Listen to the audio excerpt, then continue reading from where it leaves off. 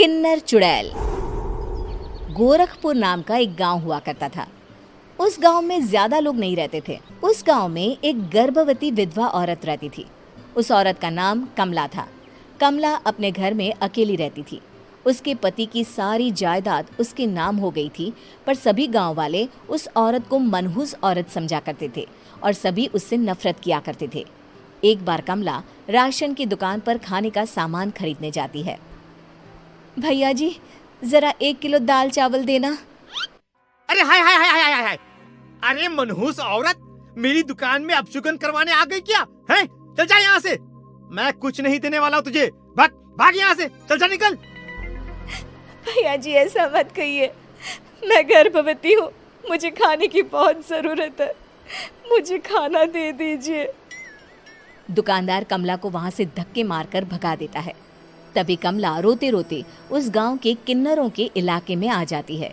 गांव वाले किन्नरों को उसी इलाके में रखा करते थे, क्योंकि वो लोग किन्नरों को पसंद नहीं करते थे और उनके इलाके में रहने से मना करते थे। तो किन्नरों ने उसी गांव में अपना एक इलाका बना लिया था। जब किन्नर लोग देखते हैं कि एक गर्भवती महिला रोते रोते उनके इलाके में आ गई है, तो सारे किन्नर कमला के पास जाकर उसका हाल पूछने लगते हैं। क्या हुआ बहन, तुम्हारी गर्भवती अवस्था में इतनी बुरी हालत कैसे है? तुम रो क्यों रही हो? तुम डरो मत, हम तुम्हें कोई नुकसान नहीं पहुंचाएंगे। तुम शांत होकर सब बताओ कि हुआ क्या है। मैं कमला हूँ। मैं गांव के दूसरे इलाके से आई हूँ। 2 महीने पहले ही मेरे पति की मौत हुई है। मुझे गांव के लोग मनहूस मानते हैं, क्योंकि मैं विधवा हूँ और गर्भवती भी। वहाँ के लोग मुझे खाने के लिए कुछ बेचने के लिए भी तैयार नहीं, जिससे मेरा गुजारा नहीं हो रहा था। कोई बात नहीं कमला, हम तुम्हारा ख्याल रखेंगे। किन्नर लोग कमला को एक खाली घर में रहने के लिए जगह दे देते हैं और उसकी देखभाल भी करते हैं। कुछ ही महीने बाद कमला अपने बच्चे को जन्म देती है, पर अफसोस, कमला बच्चे को जन्म देते ही अपनी जान गंवा देती है।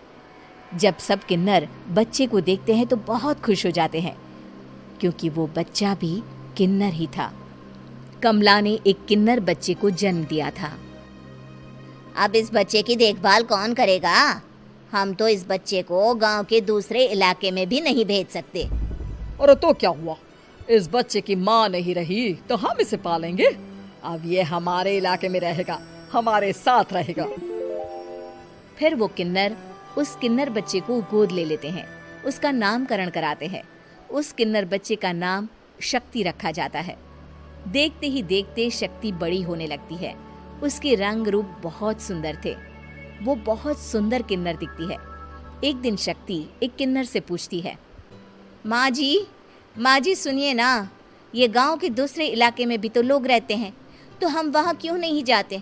हम उनसे अलग क्यों रहते हैं? शक्ति, क्योंकि वो लोग हमारे जैसे नहीं, वो लोग हमें पसंद नहीं करते, इसीलिए हम उनसे अलग रहते हैं। क्यों? वो हमें क्यों पसंद नहीं करते? मुझे एक बार उस इलाके में जाना है। मैं एक बार वहाँ जाकर घूम कर आऊँ। शक्ति, खबरदार, जो तू उस इलाके में कभी भी गई तो अपनी जान नहीं गंवाना चाहती तो उस इलाके में कभी कदम भी नहीं रखेगी, समझी?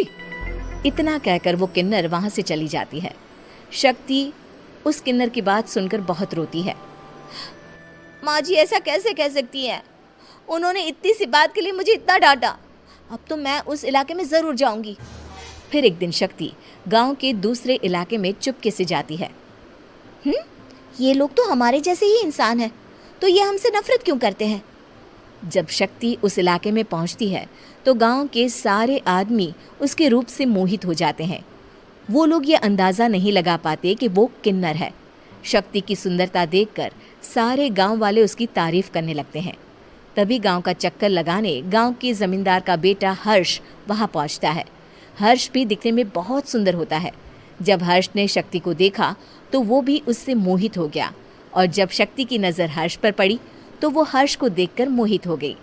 आपको पहले कभी इस गांव में देखा नहीं। इस गांव में आप नए हैं क्या? जी नहीं, वो मैं बस। तभी शक्ति बोलते बोलते रुक जाती है और मन में सोचने लगती है, अगर मैंने इनको बता दिया कि मैं दूसरे इलाके से आई हूँ तो वो समझ जाएंगे कि मैं किन्नर हूँ, इसलिए मुझे इनसे झूठ ही बोलना पड़ेगा। शक्ति हर्ष को कहती है, जी हाँ, मैं इस गांव में नई आई हूँ, यहाँ अकेली रहती हूँ। वैसे आप कौन है? आप भी इसी गांव में रहते हैं? जी हाँ, मैं इस गांव के जमींदार का बेटा हूँ। आपको किसी भी चीज की जरूरत पड़े तो आप मुझे बता देना, मुझे अच्छा लगेगा। ऐसे ही शक्ति और हर्ष एक दूसरे से रोज मिलने लगते। वो दोनों अपने प्यार का इजहार करने एक दूसरे से मिलने जाते हैं। तभी शक्ति का पीछा करते करते एक किन्नर वहां आ जाती है। शक्ति, शक्ति, मैं तुमसे बहुत प्यार करता हूँ। मैं तुमसे शादी करना चाहता हूँ। क्या तुम मुझसे शादी करोगी? हाँ हर्ष, मैं तुमसे शादी करूँगी, पर मैं तुमको अपने बारे में एक सच्चाई बताना चाहती हूँ जो मैंने तुमसे छुपा कर रखी है। तभी उनके बीच में ही वो किन्नर आ जाती है। शक्ति, तेरी हिम्मत कैसे हुई ऐसा करने की? वो किन्नर शक्ति को खींचकर गांव के जमींदार के पास ले जाती है। हर्ष भी वहां शक्ति को बचाने के लिए पहुंच जाता है। जमींदार शक्ति और हर्ष के प्यार के बारे में सुनकर गुस्से में आ जाता है और शक्ति को गांव के बाहर निकालने की सजा देता है। शक्ति ये बात सहन नहीं कर पाती और कुएं में कूदकर अपनी जान दे देती है। जमींदार हर्ष की शादी गांव की एक लड़की से करवा देता है, पर हर्ष इस शादी से खुश नहीं होता। शक्ति अपना बदला लेने के लिए मरने के बाद किन्नर चुड़ैल बन जाती है। अब मैं इन गाँव वालों को नहीं छोड़ूंगी, अब इनसे मैं अपने प्यार का बदला लूंगी। किन्नर चुड़ैल गांव वालों को परेशान करना शुरू कर देती है। एक बार वो रात को गांव के खेतों में पहुंच जाती है और वहां आग लगा देती है। सारी फसल जल के राख हो जाती है। जब एक आदमी रात को उठकर देखता है कि खेत में आग लग गई है तो वो वहां पहुंच जाता है। वो देखता है कि खेतों के बीचों बीच एक किन्नर चुड़ैल खड़ी है और वहां खड़े होकर ताली बजा रही है। गांव वाला किन्नर चुड़ैल को देखकर बेहोश हो जाता है। जब सुबह उस आदमी को होश आता है तो वो सीधा जमींदार के पास जाता है। अरे जमींदार साहब, अरे वो किन्नर चुड़ैल ने मेरी सारी फसल जला दी। अब मैं क्या करूंगा? क्या होगा मेरा? जमींदार चुड़ैल किन्नर का नाम सुनते ही सब कुछ समझ जाता है। अब वो बहुत डर जाता है। उसी रात को जब जमींदार डर के मारे अपने कमरे में सो नहीं पाता, तभी वहां अचानक से किन्नर चुड़ैल आ जाती है। किन्नर चुड़ैल जोर जोर से जमींदार के आगे खड़ी होकर हंसने लगती है और ताली बजाने लगती है। जमींदार उस डरावनी किन्नर चुड़ैल को देखकर बहुत डर जाता है। तूने मेरे साथ बहुत बुरा किया, अब मैं तुझे जान से मार दूंगी। नहीं नहीं नहीं नहीं नहीं, मुझे माफ कर दो, मुझे मत मारो। मैं कभी ऐसा दोबारा नहीं करूंगा। अब तुम जो बोलोगी वही मैं करूंगा। ठीक है, मैं चाहती हूँ कि किन्नर इलाका गांव के इलाके से जुड़े और गांव का कोई भी आदमी किन्नर समाज से द्वेष ना करे, उससे नफरत ना करे, नहीं तो मैं सारे गांव को मार दूंगी। और तुम गांव में एक नया कानून बनाओ कि अगर किसी ने भी किन्नर समाज को हानि पहुंचाने की कोशिश भी करी या इनसे भेदभाव करने की भी कोशिश करी तो उनको कड़ी से कड़ी सजा मिलेगी। हाँ हाँ हाँ हाँ, मैं ऐसा ही करूंगा। तुम जो बोलोगी वो मैं करूंगा, पर मुझे जाने दो प्लीज। तब वो किन्नर चुड़ैल वहां से चली जाती है। गांव का जमींदार किन्नर चुड़ैल का कहा मानते हुए दोनों इलाकों को एक कर देता है और नया कानून भी लागू कर देता है।